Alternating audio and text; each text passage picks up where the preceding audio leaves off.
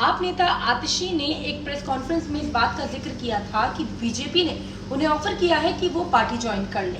जिसके बाद बीजेपी ने उन्हें नोटिस भेजकर इस बात को पूछा था कि वो इस बात को साबित करें कि पार्टी ने उन्हें इस बात का ऑफर किया है। अब इसके बाद चुनाव आयोग ने भी आतिशी को नोटिस भेजा है, जिसके बाद आतिशी ने प्रेस कॉन्फ्रेंस करते हुए चुनाव आयोग से कई सवाल पूछे हैं और लोकतंत्र को बचाने की बात कही है। क्या कुछ कहा है आतिशी ने अपने प्रेस कॉन्फ्रेंस में, आइए देखते हैं इस वीडियो में। आज मैं इस देश की इलेक्शन कमीशन से पूछना चाहती हूं, क्या आप भारतीय जनता पार्टी का एक अनुषांगिक संगठन बन गए हैं?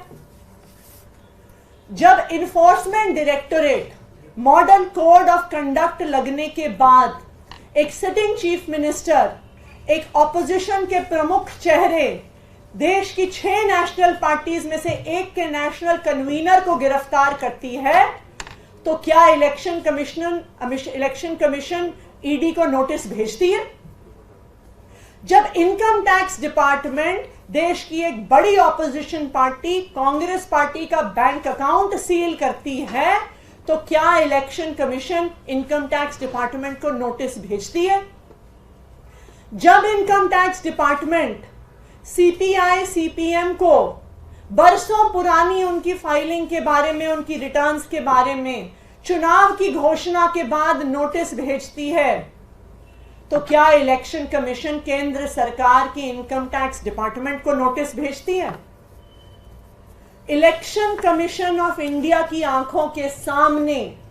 केंद्र सरकार, भारतीय जनता पार्टी शासित केंद्र सरकार सीबीआई का, ईडी का, इनकम टैक्स डिपार्टमेंट का खुलेआम मिसयूज कर रही है इलेक्शन से पहले। इलेक्शन कमीशन ऑफ इंडिया विपक्ष की जहां पे सरकारें हैं, वहां पे चीफ सेक्रेटरी बदल देती है, होम सेक्रेटरी बदल देती है, डीजीपी पुलिस बदल देती है, लेकिन जब विपक्ष के नेता, इंडिया गठबंधन के नेता इलेक्शन कमीशन के पास जाते हैं और ये डिमांड करते हैं कि चुनाव तक इंटरिम तौर पर income tax department, CBI, ED के डायरेक्टर्स को बदला जाए, तो इलेक्शन कमीशन कुछ नहीं करता। चुनाव की घोषणा के बाद इनकम टैक्स डिपार्टमेंट आम आदमी पार्टी के विधायक और नेता गुलाब सिंह के घर पर रेड करती है। आम आदमी पार्टी उसकी शिकायत करती है, आम आदमी पार्टी मिलने का टाइम मांगती है, इलेक्शन कमीशन कोई एक्शन नहीं लेता।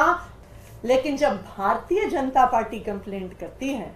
तो 12 घंटे के अंदर अंदर इलेक्शन कमीशन नोटिस भी भेजती है। नोटिस भेजने से पहले भारतीय जनता पार्टी को रिपोर्ट भी करती है, खबर भी चलवाती है। तो आज ये देश के लिए चिंता का विषय है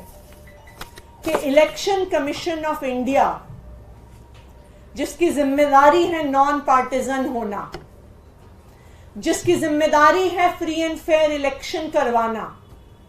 जिसकी जिम्मेदारी है लेवल प्लेइंग फील्ड देना, आज उस इलेक्शन कमीशन की न्यूट्रलिटी पर सवाल उठ रहा है। हमने देख लिया कि किस तरह से इस देश की बड़ी बड़ी एजेंसीज भारतीय जनता पार्टी की केंद्र सरकार के सामने नतमस्तक हो गई हैं। चाहे वो सीबीआई हो, चाहे वो ईडी हो, चाहे वो इनकम टैक्स डिपार्टमेंट हो, चाहे वो स्टेट बैंक ऑफ इंडिया हो,